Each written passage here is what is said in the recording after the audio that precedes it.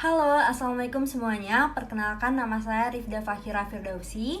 Saya dari Universitas Negeri Jakarta, jurusan Pendidikan Tata Rias. Di video kali ini, saya ingin sharing kembali mengenai kepemimpinan pendidikan. Lebih tepatnya, di video ini lebih fokus ke kiat dan cara untuk mempengaruhi orang lain, khususnya adalah anggota ataupun bawahan kita dalam sebuah organisasi. Semoga video ini dapat bermanfaat dan jangan lupa ditonton sampai habis. Oke, pertama-tama balik dulu ke konsepnya nih. Apa sih itu kepemimpinan? Kepemimpinan merupakan sebuah proses seni dalam mempengaruhi orang lain, yakni anggota, bawahan, maupun lingkungan sekitar untuk melakukan sesuatu, untuk melaksanakan kewajibannya, untuk mencapai tujuan bersama ataupun tujuan organisasi. Maka dari itu, setiap pemimpin membutuhkan seni, membutuhkan kemampuan untuk mempengaruhi orang lain agar mampu bekerja secara optimal dalam mencapai tujuan bersama tersebut. Lantas, bagaimana sih cara-cara atau taktik-taktik yang bisa digunakan oleh seorang pemimpin untuk mempengaruhi anggotanya? Menurut ahli, yakni di sini Smith, itu mengungkapkan ada 10 taktik yang dapat digunakan oleh pemimpin dalam mempengaruhi orang lain. Yakni yang pertama, kekuasaan. Kekuasaan adalah hal yang sangat krusial dan dimiliki oleh pemimpin, baik secara legitimasi ataupun surat, baik dalam jabatan, baik dalam posisi dalam sebuah organisasinya. Dengan menggunakan kekuasaannya, pemimpin dapat mempengaruhi orang lain dengan wibawanya dan secara otomatis si anggotanya itu mau melakukan pekerjaannya, mau melakukan kewajibannya secara optimal untuk mencapai tujuan bersama. Nah, kekuasaan ini juga harus pandai-pandai dilakukan oleh seorang pemimpin karena ini dapat memberikan ancaman bagi sebuah organisasi jika pemimpin tidak menggunakan kekuasaannya secara benar dan secara efektif. Yang kedua adalah rational persuasion atau persuasi rasional, yang dimana pemimpin melakukan ajakan atau mempengaruhi orang lain menggunakan alasan-alasan yang rasional.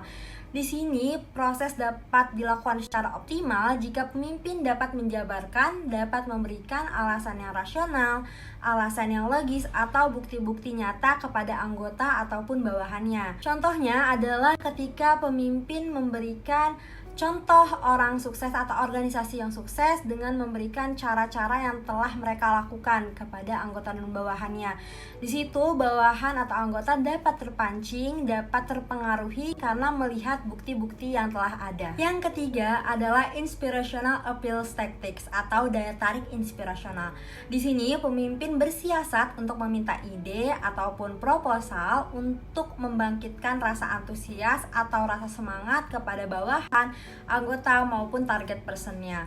Dan di sini contoh penerapannya adalah ketika sebuah bisnis besar yang membawahi bisnis-bisnis kecil, pemimpinnya itu mengajukan lowongan atau memberikan kesempatan untuk bisnis-bisnis kecilnya untuk mengajukan proposal untuk disponsori. Nah, di sini kan proposalnya tuh pasti tidak semua diterima ya. Ada beberapa yang diterima atau bahkan hanya satu yang diterima proposalnya dari sekian banyak. Lalu proposal ini berarti harus ada hal unik atau nilai di dalamnya. Yang selanjutnya adalah consultation tactics. Taktik ini biasanya digunakan oleh seorang pemimpin untuk mempengaruhi anggota atau bawahannya dengan cara berkonsultasi, dengan cara mengajak, melibatkan para anggota atau bawahannya dalam sebuah agenda tertentu atau diminta untuk berpartisipasi secara aktif. Contohnya adalah ketika sebuah perusahaan yang meminta bisnis-bisnis kecilnya atau bisnis-bisnis yang ada di bawahnya untuk memberikan ide dalam promo lebaran atau dalam promo tahun baru. Di sini para anggota atau para bawahan jadi merasa dibutuhkan atau dilibatkan dalam agenda perusahaan atau organisasi. Yang selanjutnya adalah ingratiation tactics, yang dimana taktik ini digunakan oleh seorang pemimpin untuk mempengaruhi anggotanya dengan cara memberikan kata-kata manis, dengan memberikan rayuan-rayuan kepada anggota atau bawahannya sebelum memberikan atau mengajukan permintaan atau permohonan kepada orang tersebut. Contohnya adalah ketika salesman memberikan guyonan-guyonan kepada calon pembelinya terlebih dahulu. Kemudian ketika pemimpin mengapresiasi atau memuji cara kerja bawahan sebelum memberikan tugas yang baru. atau dengan cara mentraktir bisnis partner dan lain-lain. Dalam taktik ini, pemimpin jangan sampai berlebihan. Pujian harus diutarakan, harus disuguhkan dengan cara yang simple, elegan, dan sederhana agar target person tidak ilfeel dan sudah mengetahui maksud dibalik dari rayuan-rayuan ataupun kata-kata manis tersebut. Kemudian yang selanjutnya adalah personal appeal tactics atau daya tarik personal. Di sini seseorang mempengaruhi orang lain dengan alasan hubungan persahabatan, pertemanan, ataupun hal-hal personal lainnya. Contohnya adalah kita ketika mengajak bisnis atau partner bisnis kita dengan alasan, oh ya udah lu kan udah kenal lama sama gue, masa lo nggak percaya sih, ayolah kita pasti bisa nih, kita cocok banget nih orangnya. Bisa kayak gitu contohnya. Ataupun ketika marketer atau salesman mempunyai penampakan yang good looking, wangi, itu tuh dengan secara tidak sadar itu dapat mempengaruhi orang lain ataupun target person mereka. Oke, yang ketujuh adalah exchange tactics, di mana seseorang mempengaruhi orang lain dengan cara atau dengan alasan pertukaran, ataupun istilah singkatnya adalah give and take. Jadi seseorang itu mempengaruhi orang lain karena dapat memberikan sesuatu dan menerima sesuatu.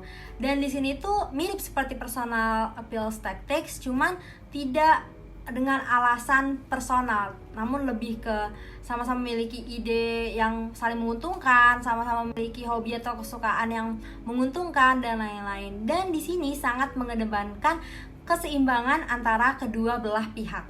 Selanjutnya adalah coalition tactics atau seperti namanya yakni koalisi, yang dimana seseorang meminta bantuan pihak lain atau berkoalisi untuk mempengaruhi target person tersebut. Dan yang selanjutnya adalah pressure tactics, yang dimana seorang pemimpin menggunakan ancaman atau tekanan kepada bawahannya, anggotanya maupun lingkungan sekitarnya untuk mempengaruhi atau untuk memaksa melakukan sesuatu. Contohnya adalah ketika seorang komandan yang mengancam bawahannya tentang penurunan pangkat jika melakukan kesalahan yang sama. Walaupun terdengar negatif, bahwasanya taktik ini itu sangat efektif untuk dilakukan untuk mendorong seseorang untuk melakukan sesuatu. Yang terakhir adalah legitimation tactics atau pengesahan, yang dimana di sini seorang pemimpin atau seseorang mempengaruhi orang lain dengan membawa jabatan, kekuasaan, ataupun dengan mengatakan bahwa hal tersebut adalah permintaan dari kebijakan tertulis dari si organisasi ataupun perusahaan tersebut.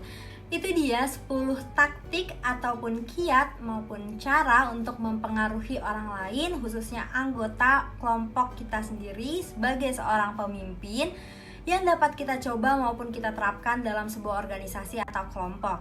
Kurang lebihnya mohon maaf. Wassalamualaikum warahmatullahi wabarakatuh.